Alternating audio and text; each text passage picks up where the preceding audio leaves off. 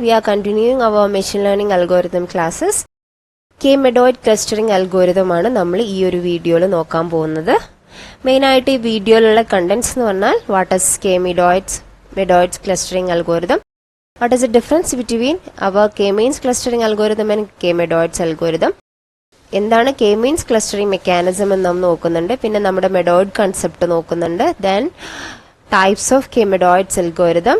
പിന്നെ നമ്മുടെ K-medoids algorithmത്തിന്റെ സ്റ്റെപ്സുകൾ നോക്കുന്നു. അതിനുശേഷം അത് നമ്മളൊരു സ്റ്റുഡന്റ് ക്ലസ്റ്ററിംഗ് എന്ന് പറഞ്ഞ ഒരു എക്സാമ്പിൾ ബേസ് ചെയ്തിട്ട് അതെങ്ങനെ വർക്ക് ചെയ്യുന്നു എന്ന് നോക്കുന്നു. ഇത്രയാണ് ഈ വീഡിയോയിൽ ഇൻക്ലൂഡ് ചെയ്തിരിക്കുന്നത്. So we are starting our class. So what is K-medoids clustering? K-medoids is an unsupervised clustering method that deals with unlabeled data. Unlabelled ആയിട്ടുള്ള ഡാറ്റ ക്ലസ്റ്ററിംഗിലേക്ക് എത്തിക്കാൻ വേണ്ടിയിട്ട് നമ്മൾ യൂസ് ചെയ്യുന്ന ഒരു ക്ലസ്റ്ററിംഗ് മെത്തേഡാണ് അൺസൂപ്പർവൈസ്ഡ് ക്ലസ്റ്ററിംഗ് മെത്തേഡാണ് K-medoids. ഓക്കെ, അൺലേബിൾഡ് ഡാറ്റയെ ചെയ്യുമ്പോഴാണല്ലോ നമ്മൾ അൺസൂപ്പർവൈസ്ഡ് എന്ന് പറയാം. ദാറ്റ് മീൻസ് ഓൾറെഡി അത് ട്രെയിൻ ചെയ്ത് കറക്റ്റ് ആക്കി ലാബിൽ ചെയ്ത് ക്ലാസ്സസ് അങ്ങനെയല്ല. നമ്മൾക്ക് ആ ഒരു ഡാറ്റ തരും, നമ്മൾ അതിനെ എക്സാമിൻ ചെയ്ത് നമ്മൾ അതിനെ ട്രെയിൻ ചെയ്ത് അതിനെ ക്ലസ്റ്റർ ചെയ്യേണ്ടി വരും. That is the unsupervised method. It is an improved version of K-means algorithm. നമ്മൾ പറഞ്ഞു പേര് തന്നെയുണ്ട് ആ ഒരു സിമിലാരിറ്റി. അതുപോലെ തന്നെ അതിന്റെ വർക്കിങ്ങും ഏകദേശം K-means വർക്ക് ചെയ്യുന്ന പോലെയാണ്. It is the improved version of K-means algorithm mainly designed to handle outlier data sensitivity. So this two നമ്മൾ പറഞ്ഞു K-meansഉം K-medoidsഉം ഏകദേശം ഒരേപോലെ വർക്ക് ചെയ്യുന്ന രണ്ട് ക്ലസ്റ്ററിംഗ് mechanism ആണ്. So K-medoids and K-means are types of partition clustering. നമുക്ക് ക്ലസ്റ്റേഴ്സ് ആയിട്ട് നമ്മുടെ ഒരു ഡാറ്റാ സെറ്റിനെയൊക്കെ മാറ്റണമെങ്കിൽ നമ്മൾ ഉപയോഗിക്കുന്ന ക്ലസ്റ്ററിംഗ് മെത്തേഡ്സ് ആണ്.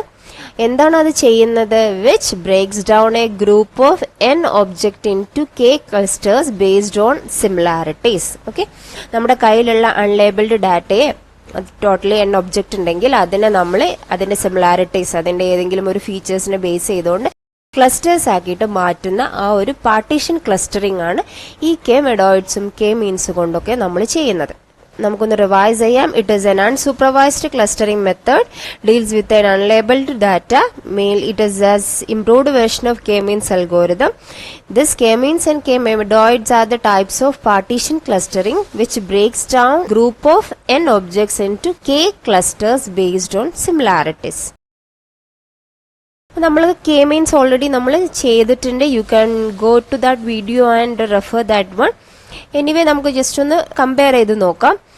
രണ്ടിലും വാല്യൂ ഓഫ് K ഒരു K ഉണ്ടല്ലേ, അഥവാ നമ്മൾ എത്ര ക്ലസ്റ്റർ ആക്കണം, എത്ര ഗ്രൂപ്പ് ആക്കണം എന്ന് ഡിസൈഡ് ചെയ്യുന്നതാണ് ഈ K കൊണ്ട് ഉദ്ദേശിക്കുന്നത്. നമ്മൾക്ക് ഒരു സിമ്പിൾ ഡാറ്റാ സെറ്റ് ആണെങ്കിൽ നമ്മളിപ്പോൾ ഒരു സ്റ്റുഡൻസിന്റെ മാർക്സിന്റെ ഡീറ്റെയിൽസ് ആണെങ്കിൽ അതിനെ പാസ് എന്ന് പറഞ്ഞിരിക്കുന്ന ഗ്രൂപ്പും ഫെയിൽ എന്ന് പറഞ്ഞിരിക്കുന്ന ഗ്രൂപ്പും ആക്കിയിട്ട് നമുക്ക് മാറ്റാം. അങ്ങനെ എത്ര ഗ്രൂപ്പ് ആക്കി മാറ്റണം എന്ന് ഡിസൈഡ് ചെയ്യുന്ന ആ ഒരു ഫാക്ടറാണ് K എന്ന് പറഞ്ഞത്. ഓക്കെ, ഇത് K-means എന്ന് പറഞ്ഞ ഒരു സെൻട്രോയിഡ് കൺസെപ്റ്റ് ഉണ്ട്. Centroid as reference point. Centroid എന്ന് പറയുമ്പോൾ ആ ഒരു ഡാറ്റാ സെറ്റിൽ നിന്ന് ഒരു രണ്ട് ഒബ്ജക്റ്റിനെ എടുത്തിട്ട് അത് അതിന്റെ സെൻട്രോയിഡ് ആക്കി മാറ്റുന്നു.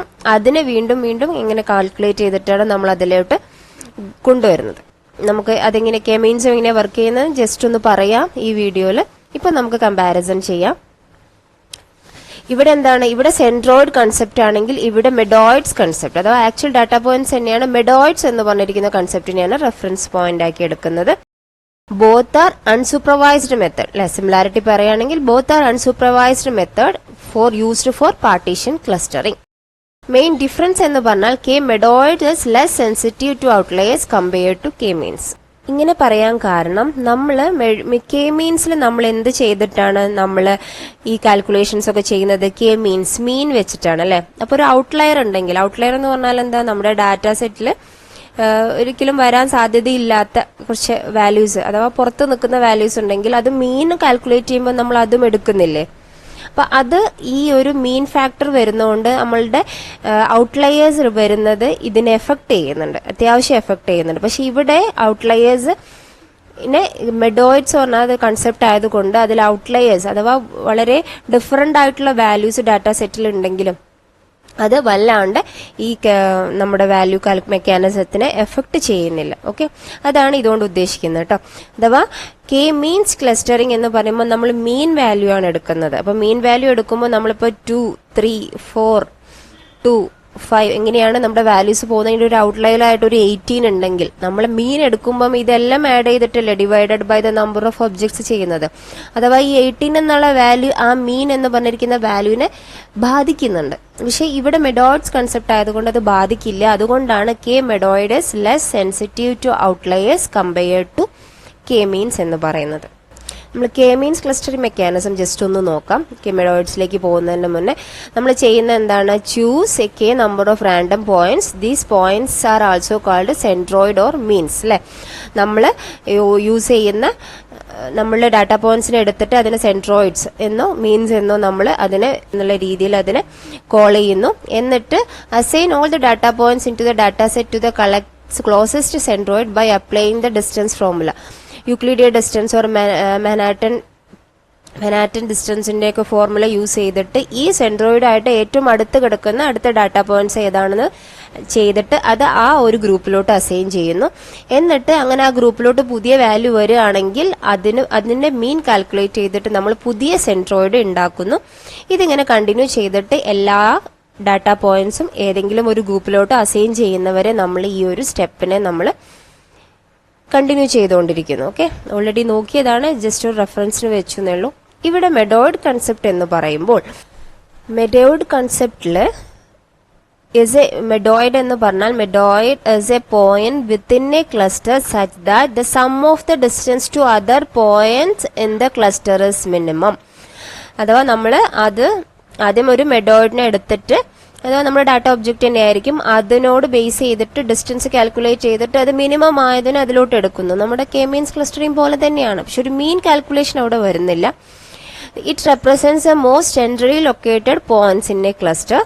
Unlike centroid in the k-means, k-medoid used actual data points as medoids.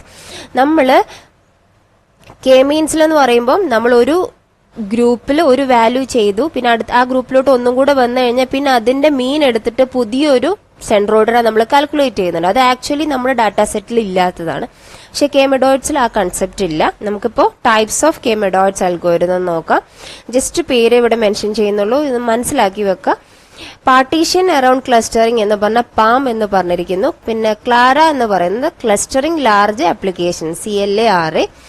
Then CLARANS randomized clustering large applications. ഇത് 3 കൺസെപ്റ്റ് ആണ്.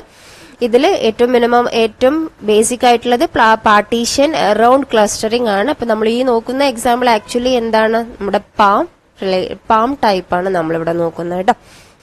ഇനി നമ്മൾ കെ മെഡോയിഡ്സിന്റെ ആക്ച്വൽ സ്റ്റെപ്സ് നോക്കാൻ പോവാണ്. ഇപ്പൊ നമ്മൾ അതിന്റെ സ്റ്റെപ്സ് നോക്കും, പെട്ടെന്ന് ക്യാച്ച് ചെയ്യണമെന്നില്ല, എക്സാമ്പിൾ ആകുമ്പോൾ ഒന്നുകൂടെ ക്ലിയർ ആവും. First, select initial medoids. Choose K random points from the data set as initial medoids. അഥവാ നമ്മൾക്ക് 3 ഗ്രൂപ്പ് ആക്കിയിട്ടാണ്, 3 ക്ലസ്റ്ററിംഗ് ആക്കിയിട്ടാണ് മാറ്റെങ്കിൽ നമ്മൾ 3 ഡാറ്റാ പോയിന്റ്സിനെ ഡാറ്റാ സെറ്റിൽ തന്നെ എടുക്കും. Assign data points. Assign each data point to the nearest medoid based on the distance. എന്നിട്ട് അതിന്റെ ബാക്കിയുള്ള ഡാറ്റാ പോയിന്റ്സിനെ നമ്മൾ എടുത്ത ഗ്രൂപ്പിലോട്ട് ഏറ്റവും നിയറസ്റ്റ് ആയിട്ടുള്ള ഗ്രൂപ്പിലോട്ട് അതിനെ അസൈൻ ചെയ്യും. എന്നിട്ട് നമ്മളൊരു കമ്പ്യൂട്ട് ടോട്ടൽ കോസ്റ്റ് ചെയ്യുന്നുണ്ട്. That is calculate the sum of distance between data points and their assigned medoids. Okay, അത് നമുക്ക് നോക്കാം എക്സാമ്പിളിൽ. Calculate the sum of distance between the data points and their assigned medoids. അഥവാ നമ്മൾ അതിലേക്ക് വന്ന data points നമ്മുടെ ആ മെഡോയിഡ്സ് ആയിട്ട്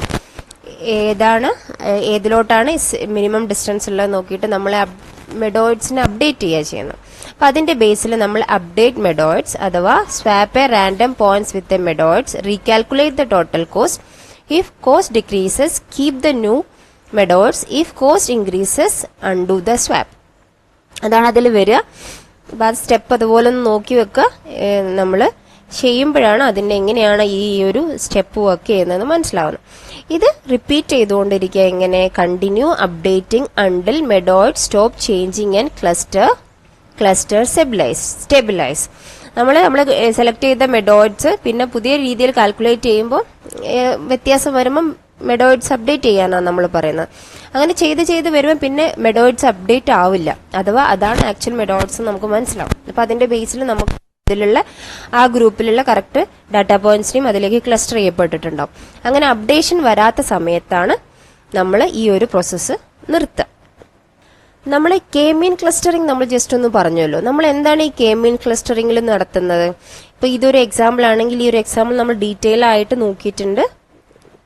ഞാനത് ഇവിടെ മെൻഷൻ ചെയ്യാം. നമ്മൾ ചെയ്യുന്ന എന്താണ്, നമുക്ക് എത്ര ക്ലസ്റ്ററിംഗ് ആക്കുന്നോ അത്രയും ഡാറ്റാ പോയിന്റ്സിനെ ഫസ്റ്റ് റാൻഡംലി ഒന്ന് ചൂസ് ചെയ്ത് വെക്കുന്നു. ഏത് വേണമെങ്കിലും ചൂസ് ചെയ്യാം. നമ്മളിവിടെ ഇത് ഫസ്റ്റിലേക്കും ഇത് സെക്കൻഡിലേക്കും കൊടുത്തു.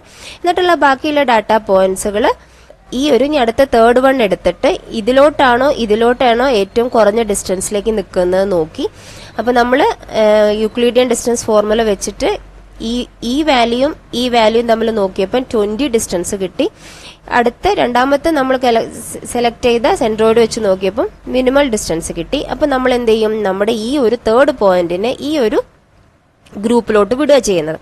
ഇനി ഈ ഗ്രൂപ്പിലോട്ട് വിട്ടിട്ട് പിന്നെ നമ്മൾ ഇതിന്റെ സെൻട്രോയിഡിന് ഇപ്പോൾ ഒരു മാറ്റമില്ല. ഇതിന്റെ സെൻട്രോയിഡിന് നമ്മൾ എന്ത് ചെയ്യുന്നുണ്ട്, നമ്മൾ അതിന്റെ മീൻ എടുക്കുന്നുണ്ട്, പുതിയ സെൻട്രോയിഡ്. ഓക്കെ, ഞാൻ ഡീറ്റെയിൽ ആയിട്ട് പറയുമ്പോൾ വീഡിയോ ലോങ് ആവും. You can go to that video. അഥവാ 170 + 168/2 ആയിരിക്കും പുതിയ സെൻട്രോയിഡിന്റെ എക്സ് വാല്യൂ. 50 + 60/2 ആയിരിക്കും അടുത്ത സെൻട്രോയിഡിന്റെ എക്സ് വാല്യൂ. അപ്പൊ ഇവിടുത്തെ സെൻട്രോയിഡ് അപ്ഡേറ്റ് ആവുന്നുണ്ട്. ഓക്കെ, അത് മീൻ വെച്ചിട്ടാണ് വരുന്നത്.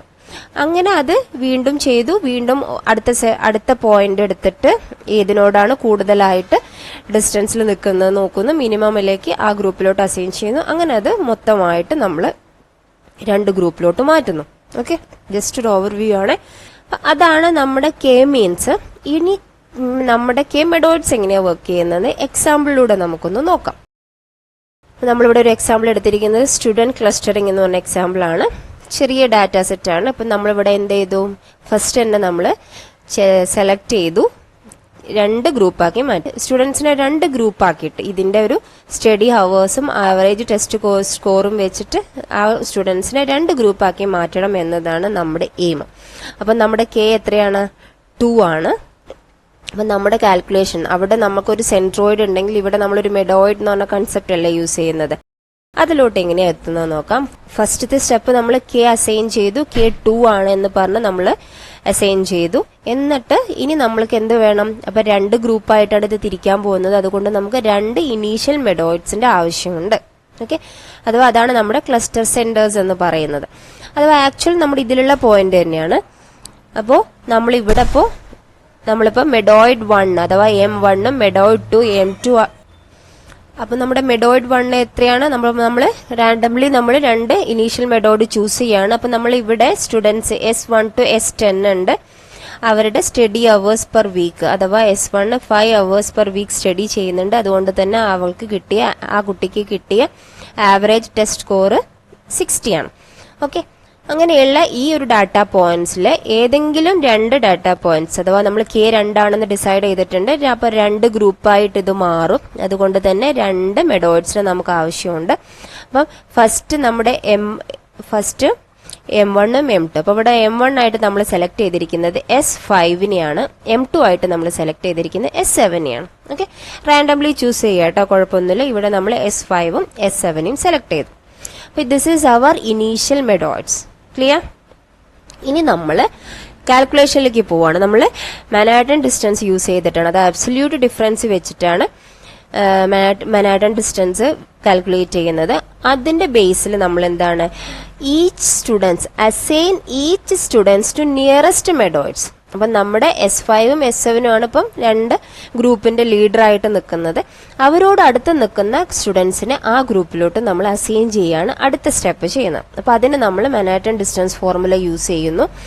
എന്താണ്, ഡിസ്റ്റൻസ് ടു M1. നമ്മുടെ M1 എന്തായിരുന്നു, നമ്മുടെ M1 3ഉം 55 അല്ലേ. നമ്മളെ M1 3ഉം 55 ആണ്.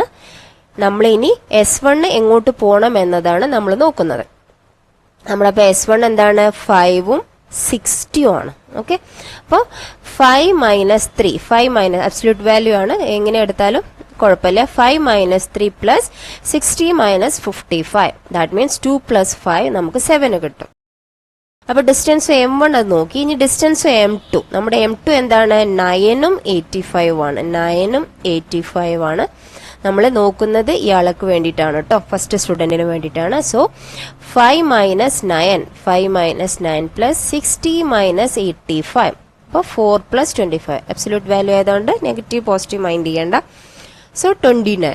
അപ്പോൾ നമ്മൾ S1 എന്നുള്ള സ്റ്റുഡൻസിന് ഡിസ്റ്റൻസ് ടു M1 നോക്കിയപ്പോൾ 7 ആണ്, ഡിസ്റ്റൻസ് ടു M2 നോക്കിയപ്പോൾ 29 ആണ്. അപ്പോൾ ആ കുട്ടി ആ സ്റ്റുഡന്റ് ഏറ്റവും അടുത്ത് കിടക്കുന്ന ആരുമായിട്ടാണ്? നമ്മുടെ S5 ആയിട്ടാണ്. അപ്പോൾ നമ്മുടെ M1 നമ്മുടെ ഫസ്റ്റ് ഗ്രൂപ്പിലോട്ട് നമ്മൾ അതിനെ അസൈൻ ചെയ്തു.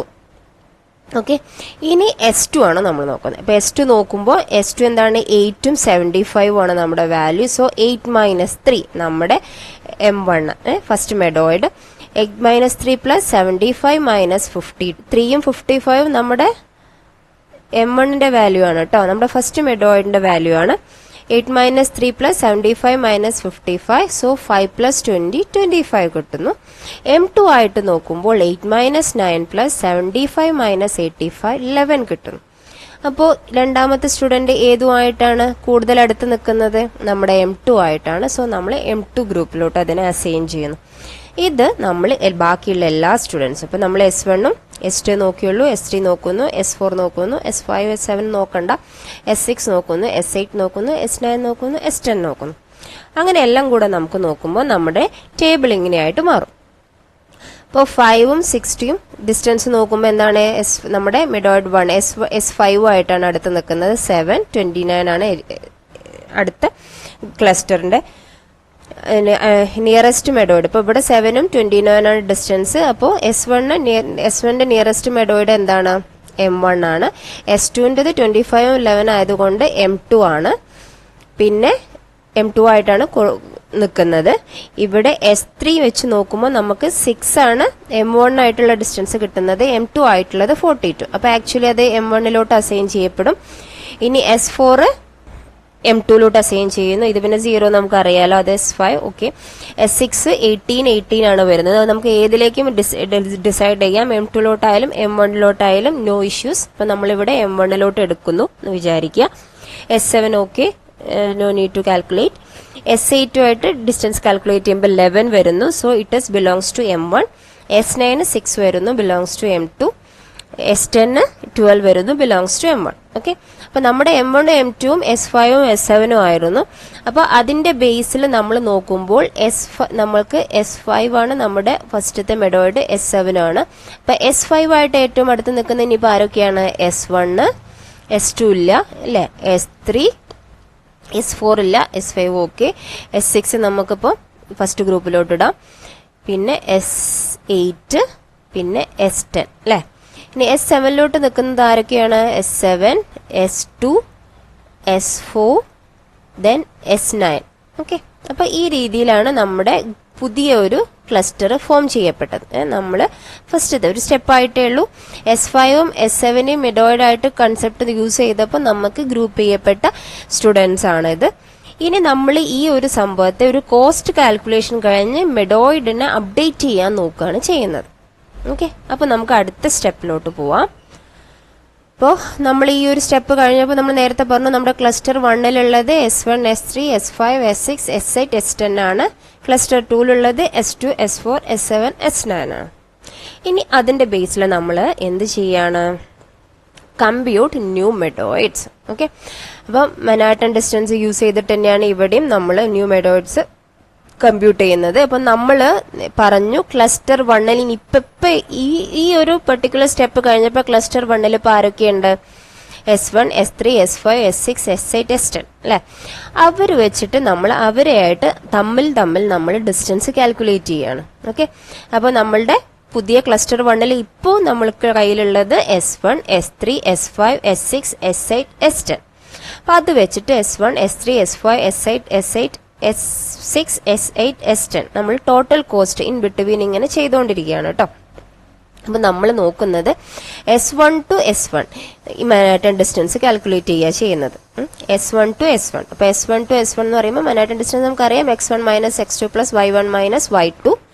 ആബ്സല്യൂട്ട് വാല്യൂ ആണ് എടുക്കുന്നത്. അപ്പം നമ്മുടെ S1 എന്താണ്, ഒന്നിന്റെ കാൽക്കുലേഷൻ ഞാൻ കറക്റ്റ് പറഞ്ഞുതരാം, ബാക്കി നിങ്ങൾക്ക് അത് തന്നെയാണെന്ന് മനസ്സിലാക്കിയാൽ മതി. നമ്മുടെ 560 അല്ലേ, അപ്പം നമ്മുടെ x1 y1 560 ആണ്, x2 y2 ഇവിടെ 560 ആണ്. അഥവാ നമ്മൾ S1 to S1 distance calculate ചെയ്യണം.